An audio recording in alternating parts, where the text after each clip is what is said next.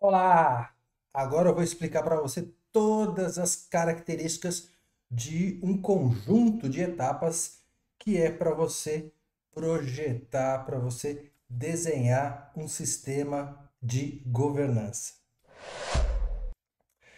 Todas as características, as definições, por que aquelas etapas são diferentes e também passar algumas percepções que eu acho bem importante. Então, vamos lá, começando aqui desenhando ou projetando um sistema de governança sob medida, que é o tailored. O tailoring significa exatamente você fazer customizações e adaptações para atender exatamente as necessidades específicas da sua organização, da sua empresa. Por isso que ele chama aí de tailoring ou tailored. Então aqui a gente fala do impacto dos fatores de design dentro de um sistema de governança. Falamos também do que ele chamou de fluxo de trabalho para a gente poder projetar, desenhar um sistema de governança e os três tipos de impacto possíveis ao desenhar, ao projetar um sistema de governança. Bom, então aqui nesse quadro, nessa figura 7.1, ele traz os impactos que são possíveis num sistema de governança, quando a gente está desenhando, projetando esse sistema de governança, que os fatores de design poderão aí de alguma forma impactar. E ele chama de três tipos diferentes de impacto. Primeiro, são os objetivos. E cada objetivo tem uma prioridade diferente dependendo da organização que a gente vai instalar o sistema de governança. Então, a prioridade dos objetivos, de gerenciamento e também dos níveis de capacidade, das metas dos níveis de capacidade. Cada nível de capacidade vai influenciar de alguma forma o desenho. É por isso que é importante, antes de desenhar, a gente conhecer bem a nossa organização e também a capacidade de cada um dos processos já instalados, porque de acordo com a capacidade, isso pode influenciar de alguma forma o desenho do sistema. Segundo, as variações dos componentes. Eu comentei com você que um sistema de governança ele é composto por alguns componentes, que podem ser componentes genéricos ou variações dos componentes genéricos já mostrados no modelo de referência, no modelo principal. E cada um desses componentes eles poderão variar, e essas variações vão impactar de alguma forma o desenho do seu sistema de governança. E áreas de foco específicas. As áreas de foco também vão poder exercer de alguma forma. Pode ser que uma área de foco na sua organização tenha menor relevância em comparado com uma outra empresa e pode ter, obviamente, maior relevância. E aí isso vai influenciar como que você vai projetar, desenhar o seu sistema de governança. Como, por exemplo, uma das áreas de foco é a forma com a qual a gente implementa, né? Então pode ser que a gente está num nível mais maduro de implementação, enquanto outra organização está num nível mais imaturo, digamos assim, para poder fazer as atividades de implementação. Então, vamos ver essas características, começando aqui pela prioridade dos objetivos de gerenciamento e, de acordo com essa prioridade, a gente vai selecionar também os objetivos de gerenciamento. Quando a gente olha o modelo core do COBIT, que é o modelo principal do COBIT, também chamado de modelo de referência, ele já traz para a gente no COBIT 19 ou 2019 40 objetivos de governança e gerenciamento, 40 objetivos para governar e para gerir o sistema e a organização. E cada um consistido de processo, e cada processo diversos componentes relacionados àquele processo. Eu mostrei, inclusive, quando eu abri o livro objetivos de gerenciamento e governança. Eu abri ali, fui direto na página 70, que você vai recordar, e mostrei ali um dos APOs. E você viu que ali existem elementos, existem componentes, componente A, B, C, D, etc. Então, cada um dos processos vão conter componentes específicos. Eles são intrinsecamente equivalentes. O que significa isso? Isso significa que não tem um grau de importância. Ah, esse aqui é mais importante do que esse. Não, naturalmente todos eles têm a mesma prioridade, todos eles têm o mesmo grau de importância, todos eles entre si correlacionados são importantes da mesma forma dentro de um sistema de governança. E é para isso que você vai fazer a priorização. Se dentro do manual eles são iguais, aí você olha para a sua empresa e fala, bom, de acordo com a minha empresa, esse aqui é mais relevante, esse outro vai ser mais prioritário, esse outro aqui tem um grau de importância intermediário. Então você vai analisar e caracterizar as prioridades relativas e, baseado nisso, você vai selecionar quais os processos e quais os objetivos de governança são importantes para a sua empresa. Então, na prática, vai funcionar dessa forma. Os fatores de design, os fatores de projetar, de desenhar, podem influenciar essa equivalência e tornar alguns objetivos de governança e gestão mais importantes, enquanto alguns outros podem se tornar menos significantes. Foi exatamente o que eu expliquei para você agora há pouco. E na prática, essa maior importância se traduz em definição de níveis de capacidade meta, ou seja, se tem um componente, um processo, um objetivo que é muito importante, e aí você tem um nível de capacidade baixo para aquele processo. Você vai definir uma meta-alvo para aquele processo, para implementar melhorias, até que aquele processo, que é prioritário para sua empresa, alcance aquele nível de capacidade. Exatamente isso que está falando aqui na prática, né? Então, você vai definir metas mais elevadas para os objetivos mais importantes de governança e gestão. Então, essa é a priorização. Os processos mais importantes, e lembrando que cada processo tem um objetivo de gerenciamento ou de governança, aqueles mais importantes você estabelece níveis de capacidade mais altos, 4, 5 por aí. Aqueles intermediários você estabelece meta de nível de capacidade 3, e aqueles menos importantes você deixa lá no nível de capacidade 2 ou até 1 mesmo. Exemplos. Então ele traz aqui alguns exemplos para a gente. Quando o EG01, portfólio de produtos e serviços competitivos, é classificado como alto, isso vai fazer com que o objetivo de gerenciamento APO05, que é um portfólio gerenciado, tem uma parte importante no nosso sistema de governança. Então, ele vai ter como meta de nível de capacidade, o APO05, assim como o EG01, vão ter níveis de capacidade meta 4 ou até 5, dependendo do caso ou dessa prioridade.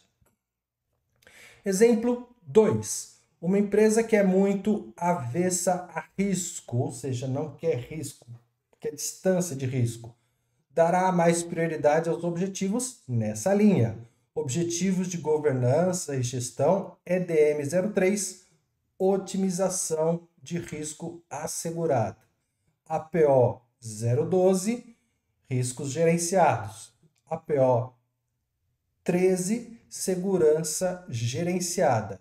E DSS 05, segurança de serviços gerenciados. Vão ter um nível mais importante por essa organização, porque ela tem pavor de risco, tem aversão a risco. Exemplo 3. A empresa que opera num cenário de alta ameaça vai exigir processos relacionados à segurança altamente capazes. Então, o APO 13 vai ter prioridade e metas de capacidade lá em cima. E o APO 13 é segurança gerenciada. DSS 05, serviços de segurança gerenciado, também vai ter nível de capacidade lá em cima, 4 ou 5, talvez.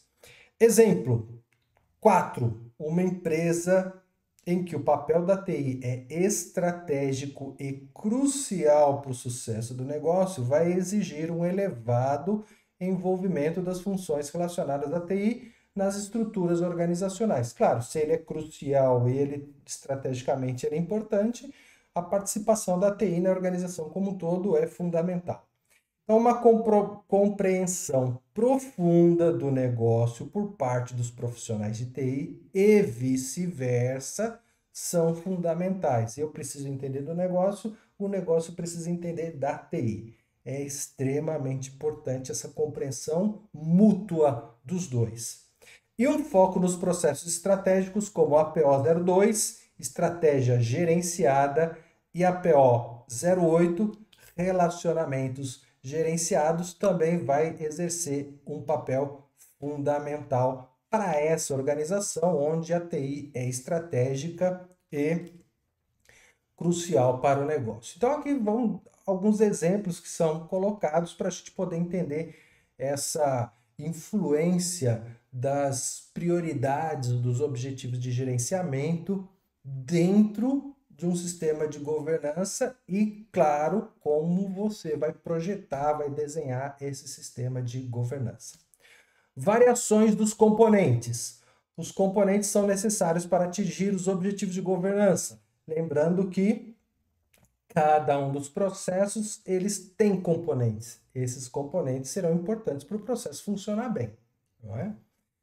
Alguns fatores de design podem influenciar a importância de um ou mais componentes, ou podem exigir variações específicas, ou seja, dependendo da necessidade, você pode customizar ali um processo ou outro, ou o componente do processo. Aqui tem um ponto de observação muito importante, que as palavrinhas usadas no livro às vezes podem confundir a nossa cabeça.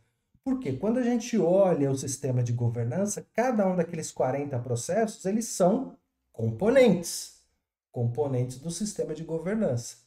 E também são os componentes, aquela estrutura organizacional e etc.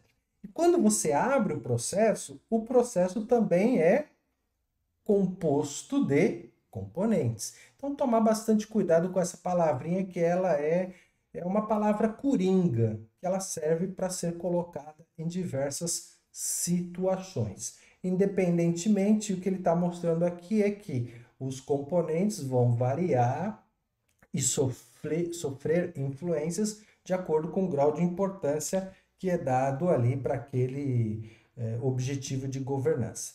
Exemplos. Exemplo número 1. Pequenas e médias empresas podem não precisar de um conjunto completo de funções e de estruturas organizacionais, conforme estabelecido no modelo principal do COBIT, mas podem usar um conjunto reduzido. Então, se você tem uma organização pequena, pode ser que alguma atividade não seja executada dentro do core business, do negócio da organização. E, como consequência, alguns processos daqueles 40 pode ser que não existam, ou simplesmente ser extremamente reduzido. Da mesma forma vão ser os papéis. Pode ser que eu não tenha lá, quando a gente abre o livro do Kubrick, tem diversos papéis numa organização, mas ali ele está olhando organizações bem grandes. E organizações pequenas, a gente não vai ter todas aquelas figuras, todos aqueles papéis. Então, a gente vai fazendo as customizações também de acordo com o tamanho, porte da organização. Exemplo 2.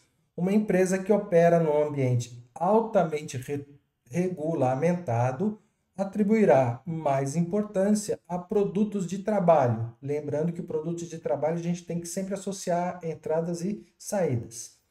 Também atribuirá mais importância a políticas, procedimentos documentados e algumas funções, como, por exemplo, responsável por conformidade, o especialista em compliance ou até mesmo o departamento de compliance, com algumas pessoas ali dentro trabalhando, tendo até um papel de, às vezes, gerente de compliance ou chegando até o caso de diretoria de compliance.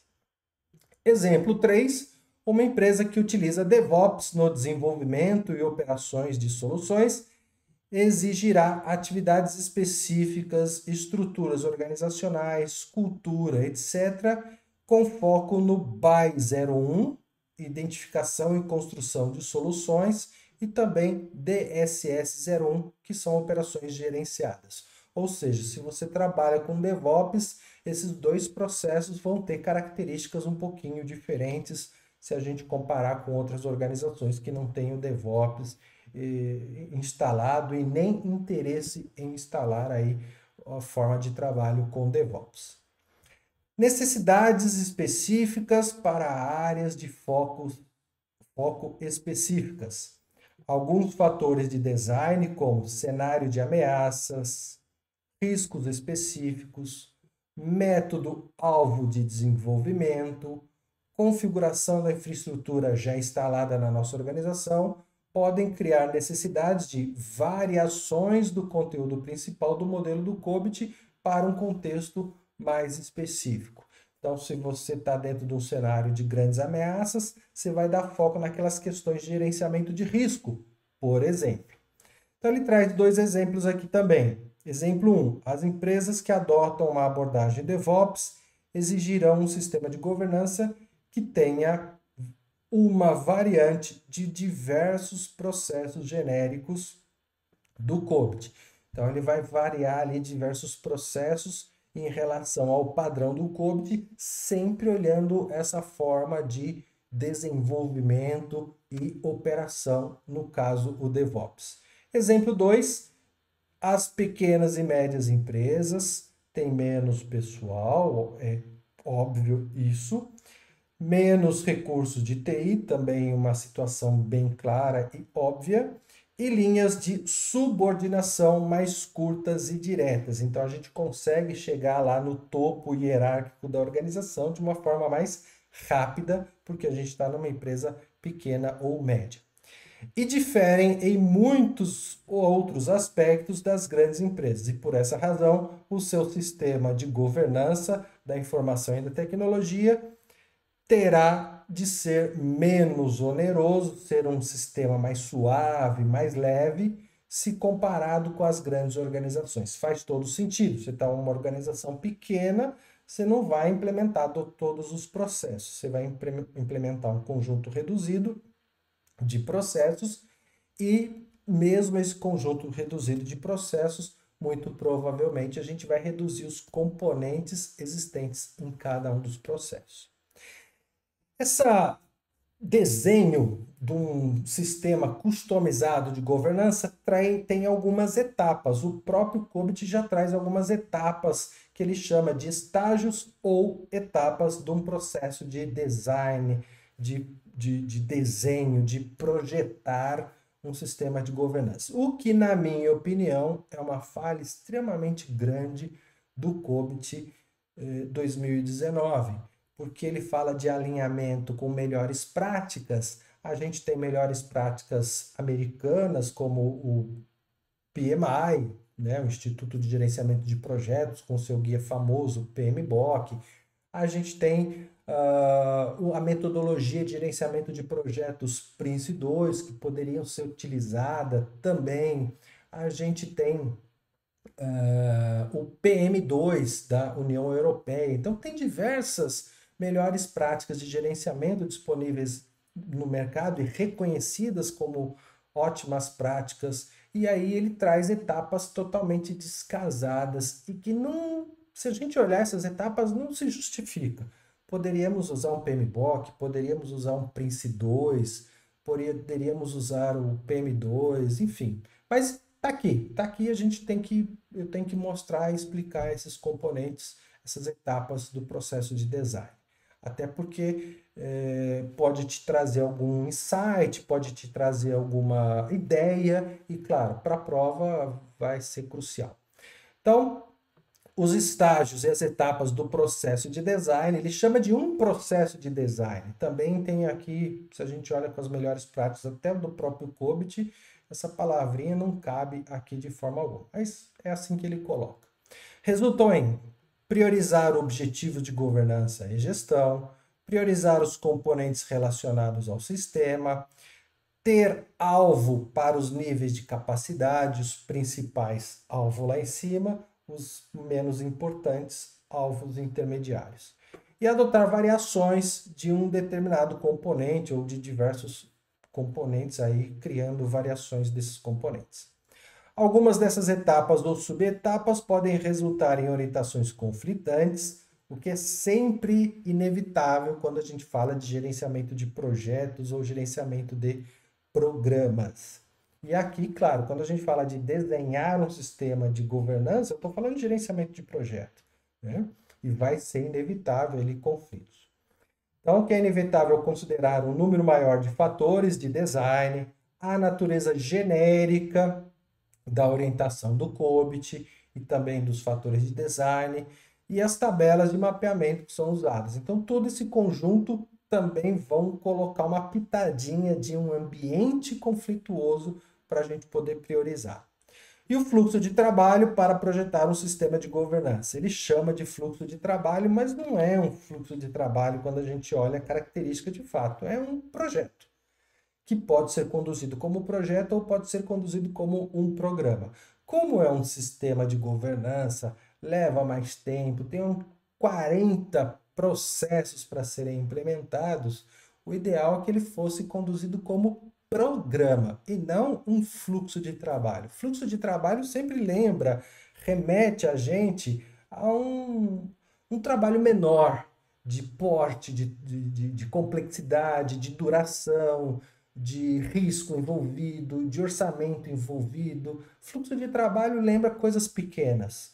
E um sistema de governança definitivamente não é uma coisa pequena. Mas, enfim, é assim que ele chama, fluxo de trabalho, é assim que a gente tem que considerar. Mas já cabe a minha ressalva, se eu fosse responsável pelo desenvolvimento, jamais colocaria isso aqui. Nem essas chamadas etapas do processo de design, nem isso como fluxo de trabalho. Mas, enfim. Recomenda-se colocar todas as orientações obtidas durante as diferentes etapas em uma tela, em um canvas, em um quadro visível, já indo numa linha do Agile, do mundo ágil, do Scrum, enfim. Então, você cria uma tela de design, um canvas de design e vai colocando todas as orientações ou todas as necessidades ali. E na última etapa do processo, resolver os conflitos entre os elementos dessas telas, ou seja, esses elementos dos canvas de design. É exatamente dessa forma que ele coloca. Então, estou trazendo exatamente o que tem no manual. E, de novo, eu não faria assim, eu tiraria essas etapas se eu fosse um dos responsáveis pelo desenvolvimento. E claro, não vai ter ali uma fórmula mágica, uma receita extremamente minuciosa que você olha e fala, não, seguindo essas etapas aqui, essa receitinha de bolo, eu vou conseguir desenvolver o meu sistema de governança. Não, essa fórmula mágica, essa receita de bolo não tem. E é por isso que ele fala dos conflitos. Muitos conflitos vão surgir por conta das prioridades, e isso vai ter que ser resolvido não só na última etapa, mas em todas as etapas, a bem da verdade, que a gente tem que direcionar esses conflitos. Se a gente deixa os conflitos só lá para o final, ou seja, somente lá na última etapa, pode se tornar altamente inviável por conta dos interesses específicos que as partes interessadas possuem. E o projeto final será uma decisão caso a caso, com base em todos os elementos que disponíveis ali no nosso mapa, ou tela de design, ou canvas de design. E ao seguir esses passos, as empresas perceberão que o sistema de governança adaptado está adaptado às suas reais necessidades. Aqui é uma frase linda e maravilhosa, mas não vai ser assim. Parece que num passo de mágica surge um sistema de governança e as pessoas percebem que esse sistema de governança existe e está implementado. Não, isso aqui realmente é conto da carochinha, é conto de fadas. Isso aqui não vai acontecer, vai ser difícil, vai ter conflito. Se a gente tentar resolver os conflitos só lá no final, vai dar problema. Não, mas ok, é assim que ele está colocado, pensando na prova, você vai ter que olhar dessa maneira. Mas no mundo real não vai ser assim, vai ser bastante tumultuado, bastante conflito, exatamente por conta das prioridades dos processos e dos interesses das partes interessadas. Bom, aqui basicamente é o que ele chama de fluxo de trabalho, para você desenhar um fluxo, um sistema de governança. Então, um fluxo de trabalho de 4 grandes etapas e que na parte de baixo tem pequenos subetapas ou pequenos estágios, que daria para a gente conduzir lá com as melhores práticas ou do PMI, PMI, o Instituto de Gerenciamento de Projetos, ou até mesmo com a metodologia Prince2. Não precisaria estar inventando a roda. Então, o que ele tem aqui? Primeiro, grande etapa desse fluxo de trabalho: compreender o contexto da organização, o contexto no qual a empresa está inserida e compreender claramente a estratégia organizacional, aonde ela quer chegar no futuro e como ela quer chegar no futuro naqueles pontos, naquelas metas. Segundo, determinar o escopo inicial do sistema de governança, criar um draft, um rascunho do sistema de governança. Terceiro, refinar o escopo do sistema de governança. E aí, 4, concluir o desenho do sistema de governança.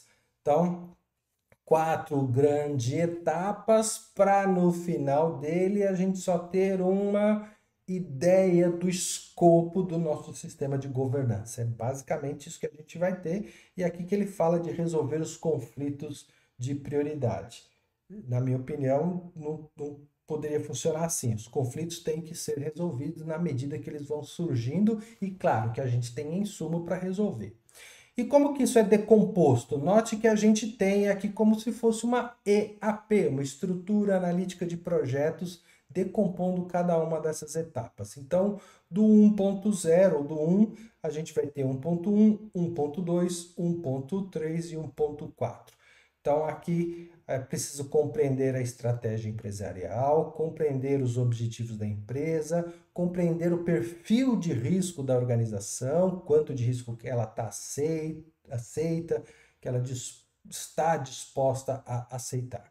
Compreender as questões atuais relacionadas à TI, como problemas de segurança, problemas de acesso, problemas relacionados à padronização, enfim, todo tipo de problema existente ali na TI atual. Não somente na TI, mas também na informação, porque a informação ela é criada de forma espalhada na nossa organização. Então, como é que está essa criação da informação e o gerenciamento dessas informações dentro da nossa organização?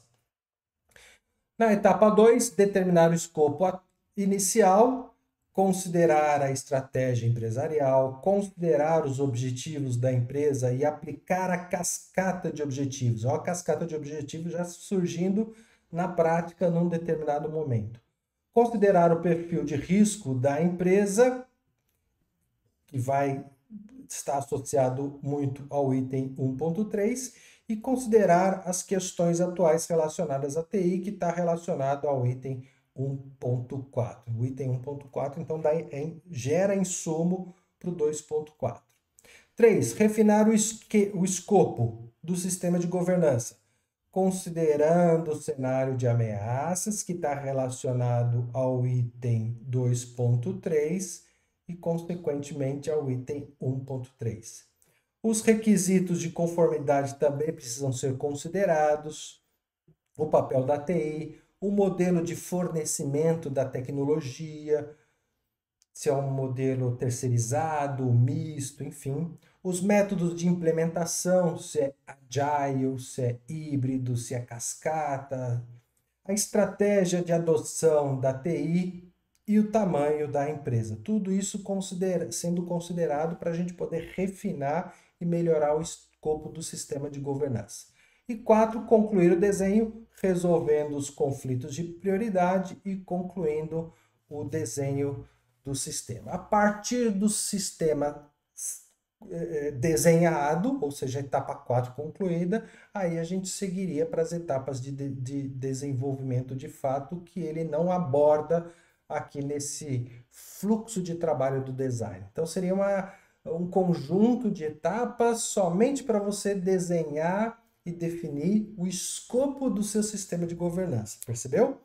Pensando na prova, você precisa saber desses itens, 1.1, 1.3, ou seja, essa decomposição, ou seja, essa estrutura analítica dessas etapas você precisa saber, porque surgirão perguntas ou até respostas com cada um desses itens, tá? E pensando na prática, você pode fazer isso aqui de forma separada ou colocar ali dentro de um gerenciamento de projeto ou dentro de um gerenciamento de programas de fato. É claro que se a sua organização for uma organização grande, você vai pensar no gerenciamento de programas, porque o sistema de governança seu vai ser mais complexo. Agora, se você tiver uma empresa pequena ou média, o seu sistema de governança vai ser mais enxuto, e aí você pode pensar num sistema simplesmente no gerenciamento de projetos e não gerenciamento de programas, ok? Então fica a dica. Na próxima aula a gente começa a falar do módulo de implementação. Então vamos ver as etapas para a gente poder implementar um sistema de governança de fato na nossa organização, ok? Então um grande abraço e até a próxima aula.